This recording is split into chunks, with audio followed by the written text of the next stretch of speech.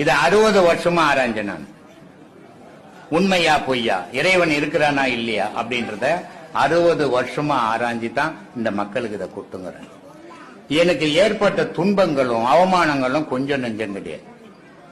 ஆனா அத்தனை துன்பத்தையும் அத்தனை அவமானத்தையும் தாண்டி வந்து நான் இன்னைக்கு நிக்கிறேன்னா அதுக்கு இந்த பாடம் தான். இந்த பாடம் தான் என்ன இந்த இடத்துக்கு கூட்டின்னு வந்தது. என்னுடைய திறமையெல்லாம் இங்க ஒண்ணும் கிடையாது. ஏன்னா நான் படிப்பறிவு இல்லாதவன், பகுத்தறிவு இல்லாதவன், எதையும் சாதிக்கக்கூடிய சக்தி இல்லாதவன். ஏன்னா யாருடைய உறவும் இல்லை. அப்படி இருந்தும் நான் இன்னைக்கு இந்த இடத்துல இருக்கிறேன்னா அதுக்கு இந்த பாடம் தான். வேற எந்த பாதையிலையும் எந்த பக்தியிலையும் இதை சாதிக்க முடியாது.